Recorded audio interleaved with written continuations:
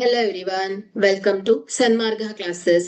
ಯೂಕ್ಲಿಡ್ನ ರೇಖಾಗಣಿತದ ಪ್ರಸ್ತಾವನೆ ಅಧ್ಯಾಯದ 31ನೇ ಪ್ರಶ್ನೆಯನ್ನ ಗಮನಿಸಿ. 3 ಅಂಕದ ಪ್ರಶ್ನೆಗಳು. AC is equal to BC ಆಗುವಂತೆ A ಮತ್ತು B ಬಿಂದುಗಳ ನಡುವಿನ C ಎಂಬ ಬಿಂದು ಇರುವುದಾದರೆ AC is equal to ಅರ್ಧ ಇಂಟು AB ಎಂದು ಸಾಧಿಸಿ.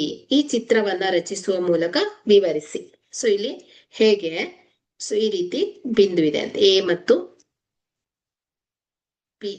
ಈ AB ಮತ್ತು ಬಿ ಬಿಂದುಗಳ ನಡುವಿನ ಸಿ ಎಂಬ ಬಿಂದು ಇದೆ ಅಂತ ಆದ್ರೆ ಸೊ ಇಲ್ಲಿ AC ಈಕ್ವಲ್ ಟು BC ಆಗಿದೆ ಆಗುವಂತೆ ನಾವು ಇದನ್ನ ಗುರುತಿಸ್ಕೊಳ್ಬೇಕು, ಮಧ್ಯ ಬಿಂದುವನ್ನ.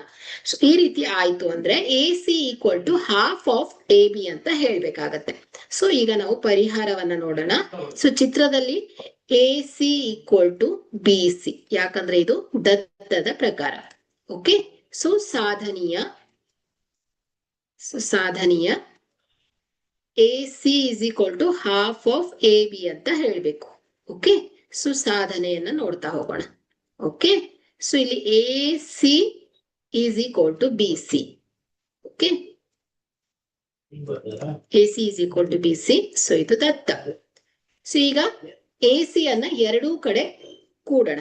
ಓಕೆ, ಸೊ ಎರಡೂ ಬದಿಯಲ್ಲೂ ನಾವು AC ಅನ್ನ ಕೂಡ್ಕೊಂಡ್ರೆ AC plus AC is equal to BC plus AC. So ಎರಡೂ ಬದಿಯಲ್ಲೂ ನಾವು ಏನ್ ಮಾಡ್ತಾ ಇದ್ದೇವೆ, AC ಅನ್ನ ಆಡ್ ಮಾಡ್ತಾ ಇದ್ದೇವೆ.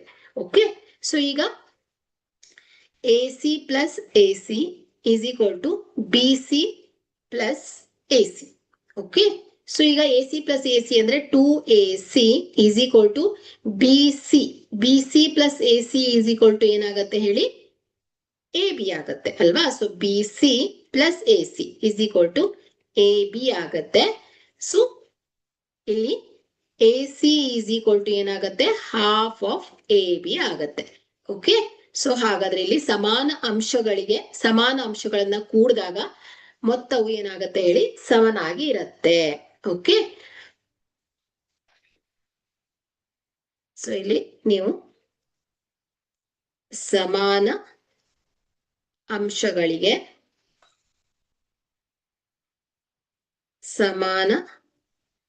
ಅಂಶಗಳನ್ನ ಕೂಡಿದಾಗ ಮೊತ್ತ ಸಮನಾಗಿರತ್ತೆ ಅಲ್ವಾ. ಈ ಅಂಶ ನಿಮ್ಗೆ ಗೊತ್ತಿದೆ. ಸೊ ನೋಡಿ, AC ಈ ಲೆಫ್ಟ್ ಸೈಡ್ ನೀವು AC ಅನ್ನ ಕೂಡಿದಿರಾ, ರೈಟ್ ಸೈಡ್ ಕೂಡ AC ಅನ್ನ ಕೂಡಿದ್ದಾರೆ. ಸಮಾನ ಅಂಶ AC ಈಕ್ವಲ್ ಟು BC ಅಂದ್ರೆ ಏನು, ಈ ಎರಡು ಅಂಶಗಳು ಸಮನಾಗಿದೆ ಅಂತ ಅರ್ಥ. ಈ ಸಮಾನ ಅಂಶಗಳಿಗೆ ನಾವು AC ಅನ್ನ ಕೂಡ್ತಾ ಇದ್ದೇವೆ ಅಂದ್ರೆ ಸಮಾನ ಅಂಶಗಳನ್ನ ಕೂಡ್ತಾ ಇದ್ದೇವೆ. ಸೊ ಮೊತ್ತವು ಕೂಡ ಏನಾಗುತ್ತೆ ಹೇಳಿ, ಸಮಾನವಾಗಿ ಬರುತ್ತೆ ಅಂದ್ರೆ 2AC is equal to AB ಆಗುತ್ತೆ. ಸೊ ಇಲ್ಲಿ AC is equal to ಏನಾಯ್ತು, ಹಾಫ್ ಆಫ್ AB ಆಗುತ್ತೆ. Okay, so hence proved. Thank you.